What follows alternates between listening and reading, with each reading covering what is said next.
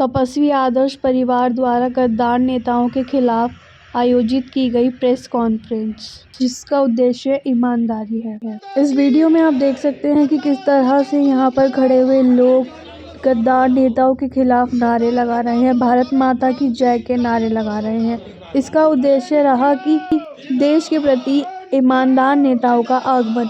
उसके साथ साथ हम कैसे अपने भारत को स्वतंत्र और आज़ाद भारत बना सकते हैं।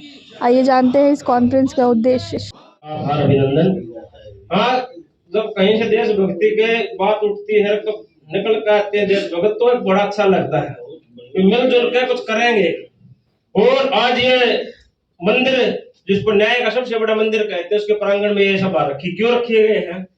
हमने इस देश को जागृत करने के लिए, देश को संभालने में सुधार करने के लिए सामाजिक स्तर से लेकर और एसडीएम कोर्ट से लेकर यहाँ पर सुप्रीम कोर्ट तक हमने केस लड़े हैं और लड़े हैं। और यहाँ पर इस माइक आपके मंच के माध्यम से ये कहना चाहता हूँ, कहीं पर कोई न्याय नहीं है, कोई न्याय व्यवस्था नहीं है, न्यायालय में न्याय नहीं है, चिकित्सालय में चिकित्सा नहीं है, शिक्षालय में शिक्षा नहीं है, समाज में कोई संस्कार नहीं है। और इनकी देन केवल ये नेता है, नेताओं ने सारा सिस्टम बिगाड़ रखा है। लेकिन नेता सुधरेंगे तो ये देश सुधरेगा, समाज सुधरेगा, जात बिरादरी समझेगी, सुधरेगी, परिवार सुधरेंगे। और इसके लिए बहुत धैर्य की आवश्यकता है। हर कई आदमियों ने कहा कि देश के लिए मैं ये करूंगा वो करूंगा। देखो, ये सन 47 से बटो और लुट्टो की नीति पर राज करते आए हैं और कोई फार्मूला नहीं है आज तक किसी राजनीतिक पार्टी के पास वो कितना बड़ा टपटॉप हुआ है, कोई फार्मूला नहीं है। और उस फार्मूले को तोड़ने के लिए किसी के पास हिम्मत भी नहीं मिली हमने आज तक। तो देश की राजधानी में अब 1-1 करोड़ की बात हो रही थी, इसके एमसीडी चुनाव में 1-1.5 करोड़ की टिकट बटन लग रहे थे, टीवी पे स्क्रीन पर चल रहे थे, नतीजा लग रहा था। उसी टाइम दिल्ली का सीएम यह कहता है कि हमारे नागरिकों के पास फोन आ लिए हैं, भाई कितने रुपए लोगे रहो हमारे पास। जब देश की राजधानी में यह हाल हो रहा है, हर सिस्टम देखने लग रहा है, न्यायालय देखने लग रहा है, यहाँ एक से नीति आयोग है, सब कुछ यहाँ बैठे हैं, पार्लियामेंट सुप्रीम कोर्ट है, टीवी में बात चल रही है, तो कुछ नहीं कर पा रहा है, कोई कुछ नहीं कर पा रहा है। ना काम नागरिक का शगुन तोड़ते कैमरा पकड़ो बचने गया तो काम ये देश की राजधानी पर भी हाल हो रहा है, तो आपका क्या हाल होगा? यदि पूरे देश में जाकर देखेंगे तो क्या हाल होगा?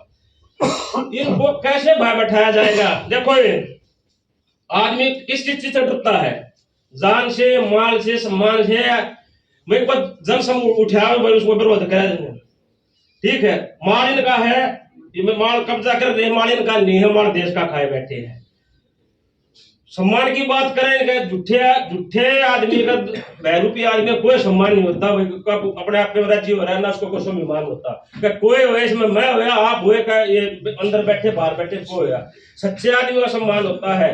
एक चरित्र आदमी का सम्मान होता है, दोहरे चरित्र आदमी का कोई सम्मान नहीं होता। इसमें ना होना चाहिए, ये ग्रंथ भी कहते हैं, महापुरुष भी कहते हैं, तो इनका सम्मान भी नहीं है। अब रहेगी जान की बात, तो जान जिनका जमीर मच गया है, वो एक जिंदा लाश हो है, वो तो एक दाह संस्कार करना हो है, वो चलती फिरती डेड बॉडी हो है, तो इनका जहन भी नहीं। अब रहेगी समाज को इकट्ठा करने की, जो इन्हें चाल चल रखी है, समाज इकट्ठा ही नहीं हो सकता। वो चाल में पूरे कामयाब हो रहे हैं, समाज इकट्ठा नहीं हो सकता, निडर होंगे। तो इनको कैसे रोका जाए, कैसे ललकारा जाए? असली बात ये है, असली बात तो उसको रोकने के लिए हम इनका घेराबंदी करेंगे, इनकी कोठी कमरे गाड़ी बंगले का कहीं पर भी, और जरूरत पड़ी जब ये राजनीति शब्द की आड़ में कुछ भी। निवेदन करता हूँ कि आप लोगों ने इतना टाइम इस मीटिंग में बिताया और प्रत्येक लोगों के भावना, इसके लिए भी धन्यवाद है। और यहाँ आए हुए तमाम लोगों का मैं पूरा धन्यवाद करता हूँ। और यहाँ मीडिया कर्मी लोग आए हुए थे, उनका भी मैं धन्यवाद करता हूँ। यहाँ तमाम लोगों ने बोला कि सामाजिक और आध्यात्मिक रूप से इस देश की गंदगी को खत्म करना है, और इसमें प्रत्येक लोगों को शामिल होना है, और प्रत्येक लोगों के बीच में जन जागरूकता, लोग कमर कसकर इस फील्ड में आए और योगी माधुर साहब का साथ है। बहुत बहुत धन्यवाद। और मैं तो एक छोटी सी बात कह के अपनी वाणी को विराम दूंगा। वैसे तो ये प्रोटोकॉल नहीं कहता है कि मुख्य अतिथियों के बाद किसी को बोलने का मौका दिया जाए, लेकिन हम लोग बीएम सिंह जी से, मंच पर विराजमान सभी लोग से माफी चाहते हैं कि अभी आपके बच्चे हैं और सीख रहे हैं और गलतियां होंगी, और बड़ों का ये आदर है कि भाई छोटों को माफ करना पड़ता है। दोस्ती होती है, सब बराबर होते तो छोटों को माफ करना होता है, इसलिए हम लोग आपसे आपके बात बोल रहे हैं, इसलिए क्षमा प्रार्थी हैं और आगे भी रहेंगे। कि रखो हौसला, वो मंजर भी आएगा और प्यासे के पार चल के अब समंदर भी आएगा, लेकिन तुम थक कर मत बैठ जाना है मंजिल के मुसाफिरों, क्योंकि अब मंजिल भी मिलेगी और मिलने का मजा भी आएगा। क्योंकि आज इस देश को जीतोगे तो देश को हम संभालेंगे। तो साथियों, क्योंकि समय की बड़ी पाबंदी है, बोलने को बहुत कुछ है मेरे पास, क्योंकि मैं एक ऐसी पृष्ठभूमि से आता हूं कि जहां पर शोषित और शोषण है, कि बलि न कभी सिंगों की होते सुना, बलि वेदी पे बकरे लाए गए, न काटे सीधे टेढ़ों पे आरे चलाए गए, न काटे टेढ़े सीधों पे आरे चलाए गए, विषधारी को विष पिलाया और विष तड़पाए गए। समता बिन समाज नहीं, समाज बिन जनराज नहीं, जो जमीन को जोते बोए वो जमीन का मालिक होए। 100 में 90 शोषित हैं और इस शोषितों ने ललकारा है, धन धरती और राजपाट में 90 भाग हमारा है। जो सांसदों ने बांधी गांठ, पिछड़ा पावे 100 में 60, राजपाट है किसके हाथ, अंग्रेजी और ऊंची जात। ऊंची जात की क्या पहचान, गिटपिट बोले करे न काम, नीची जात की क्या पहचान, करे काम और सहे अपमान। अंग्रेज यहां से चले गए, इन काले दुष्चरित्र नेताओं को भी जाना है। अब देश में काम ना होगा, राष्ट्रपति का हो बेटा या चपरासी की संतान, बिरला या गरीब का बेटा, इस देश में होनी चाहिए सबकी शिक्षा एक समान। और साथियों, शिक्षा एक वो माध्यम है जो आदमी को दहाड़ना बताता है और हर आदमी को आगे चलना सिखाता है।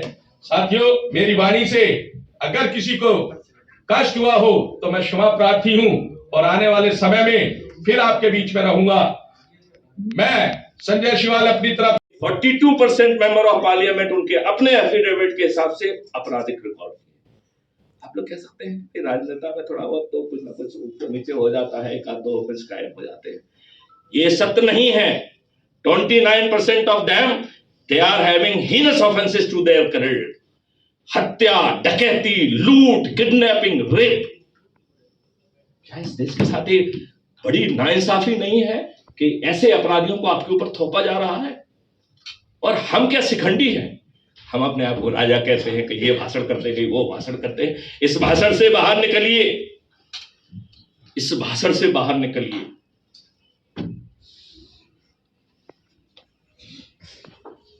तो जो क्राइम फ्री भारत है उसकी 5 सर्टेनिटी बता दें, और इतनी रेवेन्यू स्ट्रीम उसमें पैदा करने की ताकत है कि आप ये सभागृह अचंभित हो जाएगा।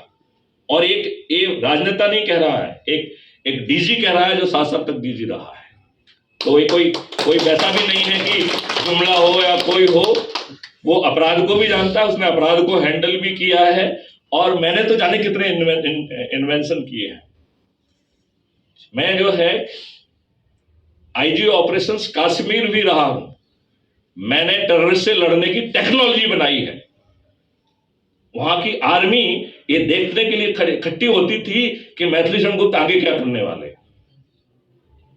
एक अदना सा आईजी जिसकी तरफ इस बड़े देश की जो है ना सेना भी अचंभित होकर देखती थी।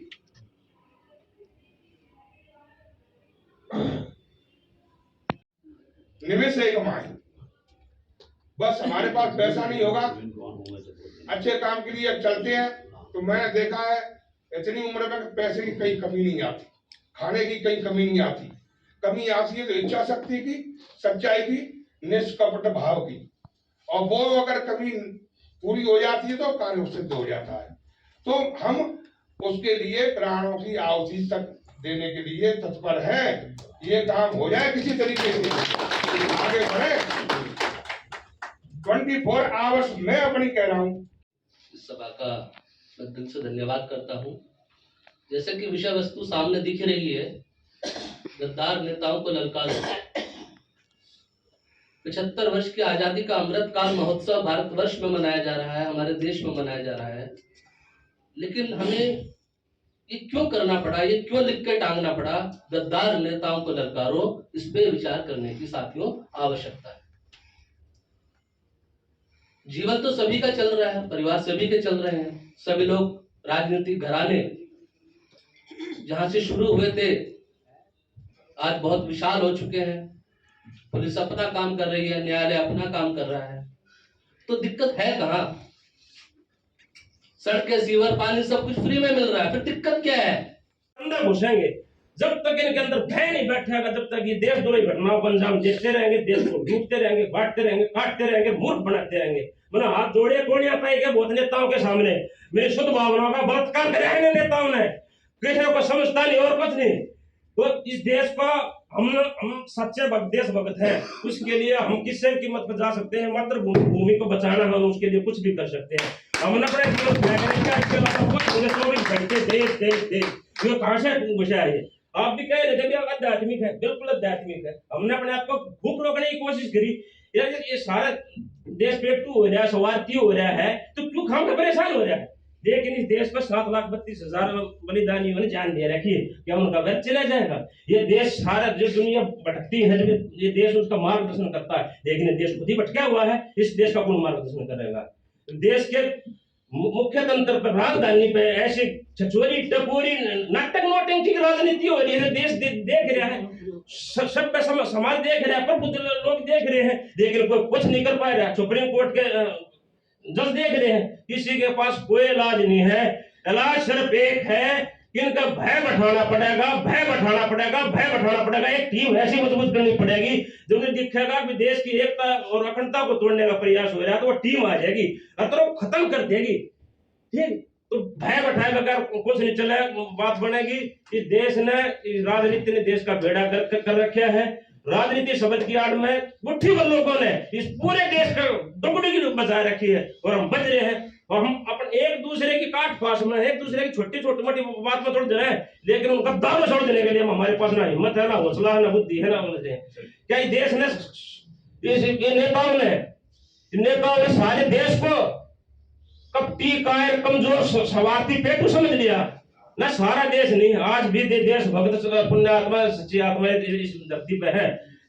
जब तक ये धरा रहेगी, पृथ्वी रहेगी, जब तक पैदा होती रहेगी। अगर ये देश मिटेगा तो महान विनाश निश्चित है, कुछ नहीं बचेगा। फिर इस देश के गद्दारों, मैं बार बार कहूँ, फिर कहूँ, पिछली बार भी मैंने गड्डी में पोस्ट लगाया था, देश के नेताओं जमीर जगाओ। तो आप जैसे प्रबुद्ध लोगों ने